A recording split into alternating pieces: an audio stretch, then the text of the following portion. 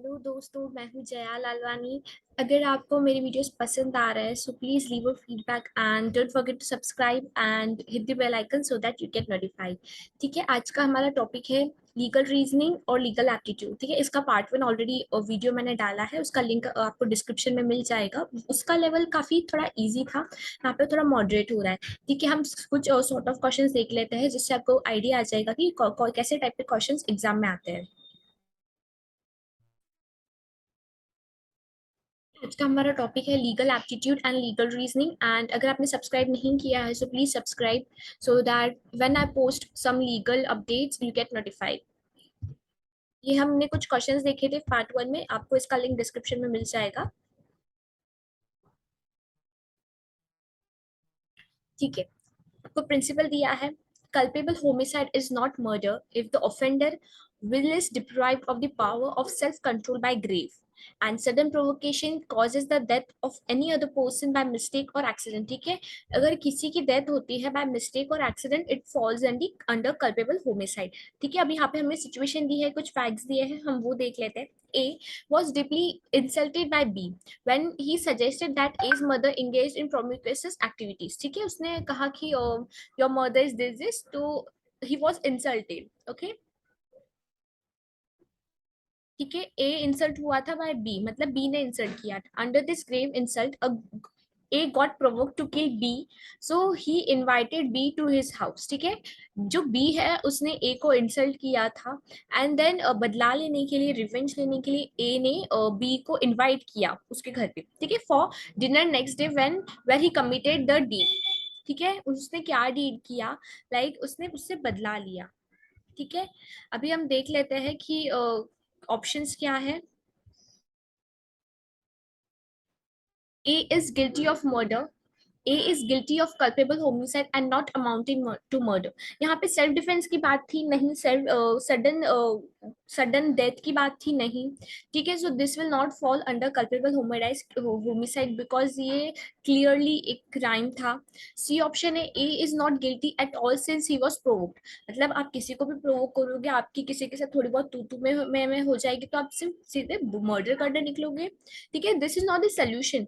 B is guilty of slander. ठीक है, B ने जो किया, बी का जब मर्डर हुआ तो वो उसके लिए खुद रिस्पॉन्सिबल है, नो।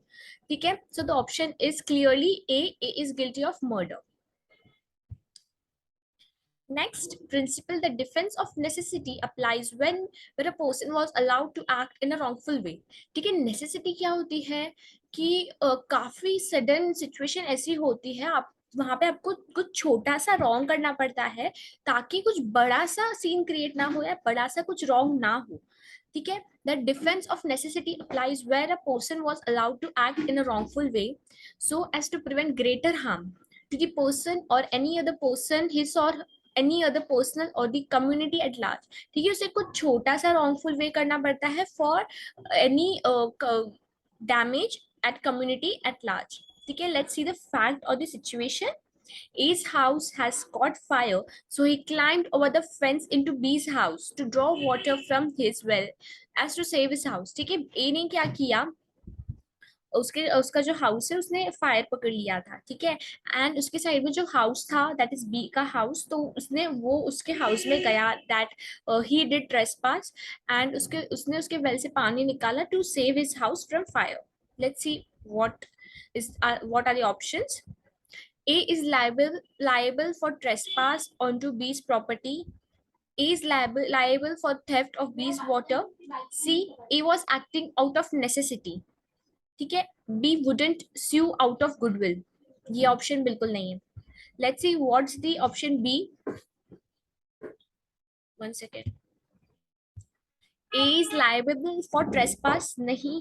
ठीक है, ट्रेसपास नहीं हो सकता है ये। ठीक है, जैसे कि कुछ बड़ा गलत ना हो उसके लिए अगर हमें कुछ छोटा सा गलत करना पड़ता है so it's okay, it's the demand of the situation. A is liable for theft of bees water। ठीक है, उस पे क्या इल्जाम लगेगा दैट ये yes he is the theft, no। so the option is C, A was acting out of necessity। ठीक है, आपको कुछ क्वेश्चंस ऐसे भी आएंगे जहाँ पे आपका कॉमन सेंस लगाना पड़ेगा। यस, अगर सिचुएशन ऐसे रियल में होती है, अगर ये सिचुएशन सच में होती है तो आप क्या करोगे। Principle, if any woman dies within 7 years of marriage by any burns or bodily injury, or it was revealed that before her death she was exposed to cruelty or harassment by her husband, ठीक है, इतना हम समझ लेते हैं. अगर किसी की डेथ होती है with in 7 years of marriage, ठीक है, बाय एंड सम बर्न्स, ठीक है, अभी भी करंटली काफी छोटे छोटे शहरों में, शहरों नहीं बोला जाएगा, गांव में ये चीज होती है. डाउरी के लिए they really burn the women. So burn होने के बाद जब इन्वेस्टिगेशन बैठती है, तब अगर हमें पता चलता है कि इन्वेस्टिगेशन में या बाद में पता चलता है कि यस उस पे उसकी डेथ के पहले काफी मेंटल हरासमेंट हुआ था, काफी इंजुरीज उसे की गई थी, काफी बॉडीली हार्म दिया गया था, ठीक है, and she was expose to cruelty और harassment by her husband or any other relative यानी उसके family members of the husband in connection to demand of dowry यानी दहेज, then the death of the women will be considered as dowry death. ठीक है, सारी चीजें होना जरूरी है. फर्स्ट उसकी डेथ बर्न से होना जरूरी है, या फिर क्रुएल्टी होना जरूरी है, उसके हस्बैंड ने उससे हरास करना चाहिए या उसके फैमिली मेंबर्स ने, ठीक है. This are the situation. And let's see what's the fact. B, a married woman of 5 years had ultimately died when the house caught on fire while her husband was at work. ठीक है, हमें fact में ये नहीं कहा गया है कि that the woman was unhappy with her marriage or she was exposed to cruelty by her husband. ठीक है, ये एक इंसिडेंट था, सडन इंसिडेंट था, जहाँ पे जो हाउस है उसने फायर कैच कर लिया था, ठीक है. And when the house caught on fire while her husband was at work. Okay हम अभी ऑप्शंस देख लेते हैं. यहाँ पे डेफिनेटली डाउरी का केस तो नहीं है, डाउरी डेथ का केस नहीं है. B's husband will be considered to have caused dowry death. यहाँ पे डाउरी डेथ हुई नहीं है, सो ऑप्शन ए को प्लीज एलिमिनेट करो. B, B's husband will not be presumed to have caused dowry death. Yes, this is the option. Let's keep it aside. What's the C option? B will be presumed to have committed suicide. No, not at all. It was a sudden situation. D, B's death falls under act of God. Definitely not. So the option is B. B's husband will not be presumed to have caused dowry death because यहाँ पे husband का कुछ role नहीं था facts में, ठीक है. It was a sudden death and a sudden incident. Next, principle. Indemnity is limited to exclude losses caused by the accountable body's own negligence. ठीक है, आप किसी से बेट लगाते हो, ठीक है, आप सट्टा भी बोल सकते हो, ठीक है, कि यस नहीं सॉरी यहाँ पे ये नहीं है. ओके यहाँ पे कंसेप्ट है लाइक इंश्योरेंस, ठीक है, कि अगर जैसे हम हेल्थ इंश्योरेंस लेते हैं, अगर कुछ हो गया, लाइक मैंने अभी कार परचेज किया है, ठीक है, मैं आपको पर मंथ 8,000 दूंगा. अगर मेरी कार को कुछ हो जाता है सो उसका सारा खर्चा आप लोगे, ठीक है. यहाँ पे सिचुएशन कुछ ऐसी है, बट यहाँ पे सडन सिचुएशन होनी चाहिए, लाइक एक्सीडेंट हो जाता है या रिपेयरिंग हो जाती है, ठीक है. तो यहाँ पे वो सारी कंडीशंस होनी चाहिए. ऐसा नहीं होना चाहिए कि आपकी कुछ नेग्लिजेंस की वजह से आपकी खुद की प्रॉपर्टी को हार्म हुआ है and then you are asking for insurance money. No, this is not a situation. Let's see the fact. A was moving goods via truck from Chennai to Delhi. ठीक है, ए जो है वो अपने गुड्स लेके जा रहा था from Chennai to Delhi. It's a long distance. B agreed to indemnity A for loss that might occur in transit. ठीक है, ए और बी के बाद बी के बीच में ये कॉन्ट्रैक्ट हुआ था कि अगर मेरे गुड्स को कुछ हो जाता है वाइल ट्रैवलिंग या कुछ भी सिचुएशन क्रिएट हो जाती है तो जो भी मुझे लॉस होगा गुड्स का या गाड़ी का तो वो आप पे करोगे. ठीक है, and then he agreed. A had hired a substandard truck that was doubtful to make the long distance. किसने किया है? A had hired a substandard truck यानी ठीक ठाक ट्रक जिसकी गारंटी ही नहीं है कि वो इतना बड़ा डिस्टेंस कवर कर पाएगा. That was doubtful to make the long distance road journey intact in order to save some money. ठीक है, कुछ मनी बचाने के लिए करते हैं ना लोग कि कुछ पैसा बच जाएगा. दो जनों से पूछते हैं कि यहाँ पे मुझे कम में मिल रहा है, नहीं नहीं गाड़ी को कुछ नहीं होगा, चल जाएगी चल जाएगी, ऐसे करके उसने कर लिया.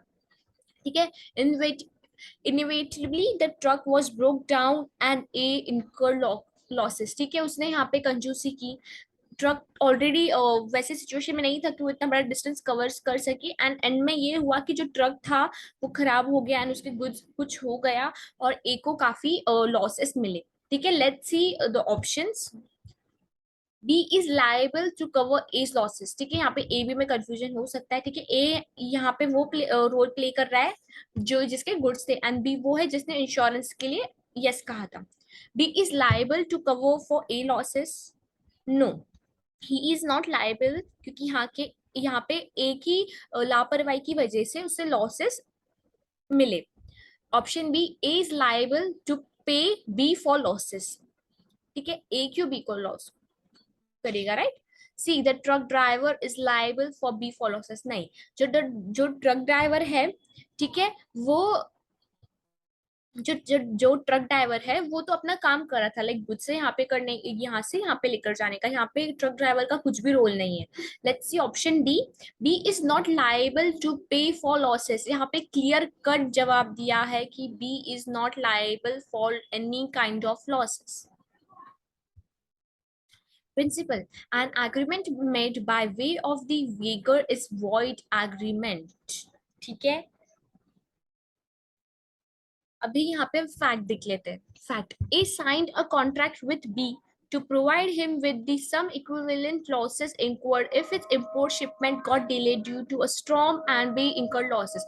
मैंने पहले वाले में कंसिडर किया था कि वो सट्टे वाला केस है, लाइक बेट करने वाला। ठीक है, तो यहाँ पे वो केस है। An agreement by the way of the weaker is a void agreement. ठीक है, यहाँ पे हम सिचुएशन देख लेते हैं। लाइक बेट किया, अगर आप मुझे ये टाइम तक लाके सामान दोगे तो आपको पैसा मिलेगा, नहीं तो नहीं मिलेगा। And they both agreed. A signed a contract with B to provide him with the sum equivalent to losses incurred if its import shipment got delayed due to a storm and B incurred losses। ठीक है, ए ने ना B के साथ contract किया। ठीक है, और फिर क्या हुआ कि उसको कुछ सामान ये टाइम तक पहुंचाना था। ठीक है, और फिर उसने जब उसका सामान सामान जो था वो शिप किया, तो उसकी जो शिपिंग थी, लाइक जो उसको भेजना था वो डिले हो गया। ठीक है, डिले हो गया due to a storm and B incur losses, क्योंकि बी जो पार्टी है उसने भी सामने वाले को बोला होगा ना कि yes I will supply you this material this till this period. ठीक है, अब यहाँ पे हम आगे देख लेते हैं। ठीक है, जो प्रॉमिस किया है उनको यहाँ पे करना ही पड़ेगा, आपको ये सिचुएशन कंसिडर करनी है। A is liable to pay for B's losses. Let's consider it. A is not liable to pay for B losses. No, A will be liable. ठीक है, यहाँ पे क्योंकि B को सामान मिलना था, तो B का ही सामान है और वो फिर से क्यों पे करेगा। The transporter is liable for B losses. No, वो तो अपना काम कर रहा है, राइट? उसका यहाँ पे सिर्फ सामान यहाँ से वहां एक्सपोर्ट करने से ज्यादा यहाँ पे उसका कुछ भी रोल नहीं है। D, nobody is liable to anybody। अब ये जो ऑप्शन डी है ना, ये काफी इमोशंस वाला है।